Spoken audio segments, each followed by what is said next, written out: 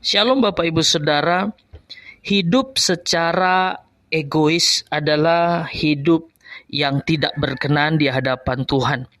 Hidup secara egois berarti bagaimana kita hidup hanya untuk memikirkan diri kita sendiri, memikirkan apa yang menjadi keuntungan pribadi.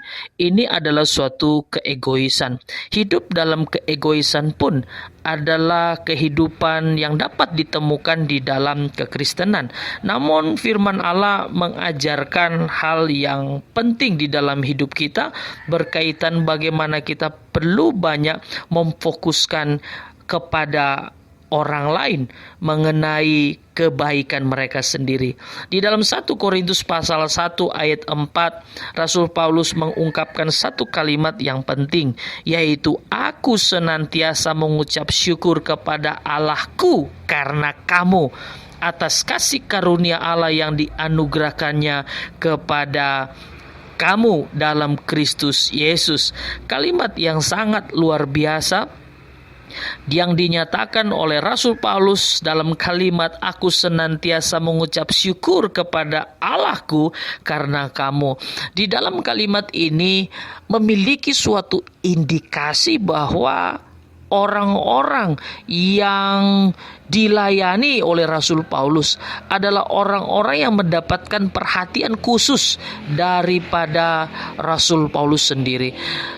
Bukti bahwa kita benar-benar mengasihi orang adalah kita banyak memikirkan kepentingan orang lain, kepentingan orang-orang yang perlu kita doakan, yang perlu kita gumuli. Seringkali kita di dalam hal doa, kita banyak berdoa untuk diri kita sendiri. Seringkali di dalam hal mengucap syukur, kita banyak mengucap syukur berkaitan dengan diri kita sendiri.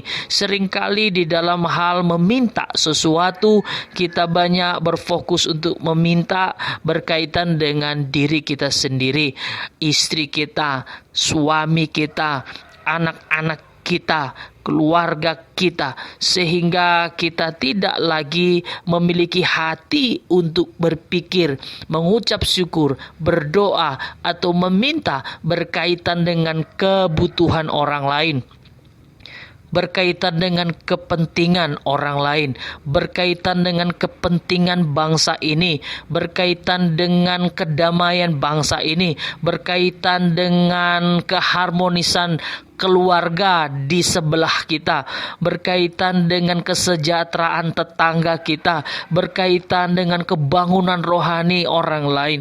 Nah, keegoisan sering terjadi oleh karena kita bersifat antroposentris, yaitu kehidupan yang berpusat kepada manusia dalam arti self-centris, yaitu berpusat pada diri sendiri.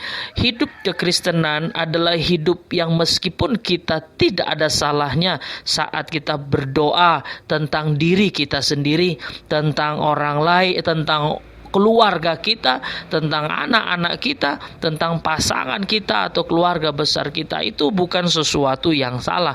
Tapi saudara-saudara, biarlah kita menjadi orang yang tidak egosentris, orang yang hanya berpusat kepada egonya sendiri. Rasul Paulus sangat luar biasa mengucap syukur karena orang lain. Ia mengucap syukur kepada Allah karena orang lain atas kasih karunia Allah. Ini memberikan suatu bukti bahwa ia sangat peduli dengan orang lain. Ada perhatian khusus. Mungkin saudara tidak bisa memberi kepada orang lain berkaitan dengan hal materi. Mungkin saudara tidak bisa membantu orang lain berkaitan dengan hal materi, tetapi saudara dapat membantu orang lain berkaitan dengan doa-doa saudara, berkaitan dengan perhatian saudara, sehingga saudara pada saat melihat ada tetangga, ada orang-orang yang imannya bertumbuh, imannya menjadi bertumbuh di dalam Kristus secara baik, saudara dapat mengucap syukur di hadapan Tuhan. Tanda-tanda adanya persoalan yang sangat serius di dalam kekristenan adalah orang-orang yang memiliki egosentris, orang-orang yang berpusat kepada egonya sendiri. Mari kita belajar untuk berdoa bagi orang lain. Mari kita belajar untuk memperhatikan orang lain, dan pada waktu melihat orang lain berkembang, bertumbuh, mengalami hal-hal yang ada kaitannya dengan kebaikan mereka, maka kita diajak untuk mengucap syukur dan terus mendoakan supaya ada kebangunan rohani terjadi, ada kesejahteraan daripada Tuhan, ada kehidupan yang baik yang dinyatakan kepada mereka. Oleh karena itu, hidup kita berhadapan dengan fenomena-fenomena yang sangat aneh, saudara. Fenomena bagaimana ketika orang lain itu bertumbuh, orang lain berkembang baik dalam hal rohani maupun dalam hal materi, maka yang muncul adalah iri hati. Di dalam sifat manusia yang berdosa, seringkali muncul keinginan untuk tidak mau senang ketika melihat orang lain itu bertumbuh, tidak bisa melihat orang lain itu sukses, tidak bisa melihat orang lain itu mengalami berkat dari Allah, sehingga dalam hidupnya hanya menginginkan dirinya sendiri untuk bertumbuh. Saudara-saudara, ini bukan panggilan di dalam kekristenan. Ini bukan sesuatu yang berkaitan dengan kehendak Allah. Bukan sesuatu yang berkaitan dengan apa yang Tuhan mau kita lakukan. Karena sifat egosentris, sifat yang berpusat kepada ego sendiri akan mencelakakan kita, akan membuat kekristenan kita dipertanyakan. Tetapi saya juga mempercayai bahwa ketika saudara punya kerinduan besar untuk benar-benar mau menyenangkan hati Tuhan, maka ketika saudara melihat di dalam Alkitab ada dorongan-dorongan secara khusus untuk membuat kita benar-benar mendukung orang lain, mendukung apa yang menjadi pergumulan orang lain, sehingga dari mulut kita tidak akan pernah keluar kalimat-kalimat yang mengutuk orang lain, yang menyatakan mereka pantas mendapatkan hal itu. Perlu ada suatu hati yang murni untuk mempedulikan orang lain. Maka daripada itu tidak heran ketika Rasul Paulus mengatakan, Aku senantiasa mengucap syukur kepada Allahku karena kamu. Ya, istilah kamu mengarah kepada jemaat Korintus. Rasul Paulus sebagai rasul sebaiknya mungkin secara egosentris akan berpikir, sebaiknya dirinya tidak perlu pikir orang lain. Yang penting ia belajar untuk memikirkan apa yang menjadi panggilan Tuhan di dalam dirinya. Mengenai orang lain ia tidak mau peduli. Tetapi tidak seperti itu. Ia punya hati untuk peduli.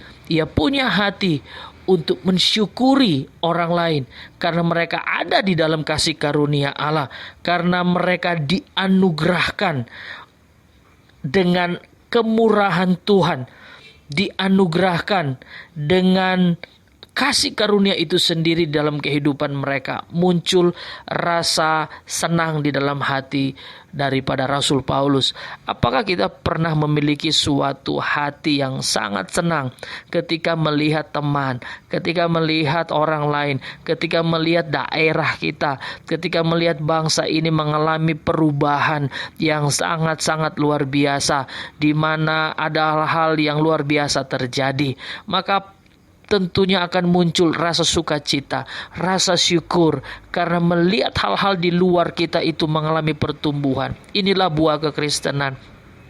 Buah kekristenan adalah bagaimana kita memikirkan akan hal-hal yang baik bagi orang lain, memikirkan akan hal-hal yang menguntungkan bagi orang lain, memikirkan hal-hal yang berkaitan kepentingan orang lain. Saya percaya ini bukan sesuatu yang mudah, tetapi mensyukuri hal yang berkaitan dengan kelebihan orang lain adalah tanda-tanda yang luar biasa bagi saudara sebagai umat yang telah mengalami pemeteraian di dalam Yesus Kristus Tuhan kita.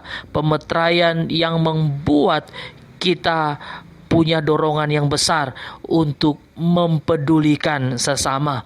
Tuhan Yesus memberkati kita semua. Bersama saya Pendeta Roli Igir. Shalom.